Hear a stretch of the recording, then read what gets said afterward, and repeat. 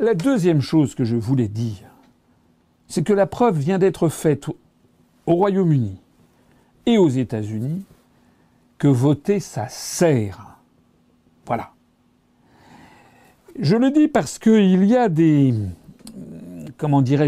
campagnes d'opinion qui sont lancées souvent un peu avant les élections. On ne sait pas d'ailleurs qui les lance, quelles sont les officines qui les lancent.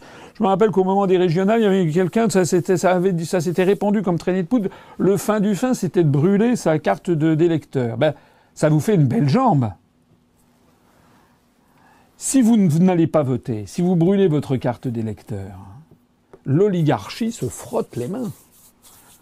Ils s'en fichent éperdument, qui est 90% d'abstention. C'est arrivé, aux européennes, il y a quelques années, là, je crois que c'était en Estonie, il y avait 89% d'abstention, ils s'en fichent. L'élection est toujours valable. Donc, s'abstenir, c'est voter pour le système.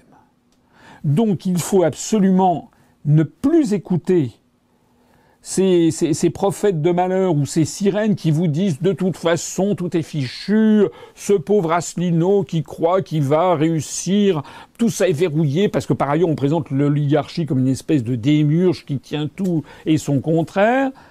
Et la seule possibilité en fait, ce serait le grand soir, c'est une grande révolution. Mais en fait, il n'y a pas de grande révolution. Voilà. Les gens, ils n'en sont pas encore en tout cas, à aller se faire trouer la peau avec des kalachnikovs. Pour la politique, ça n'est pas vrai. Donc n'écoutez pas non plus ces prophètes-là qui vous disent qu'il ne faut rien faire et que les gens vont être très embêtés si vous n'allez pas voter. Au contraire, ils se féliciteraient que vous n'ayez pas voté.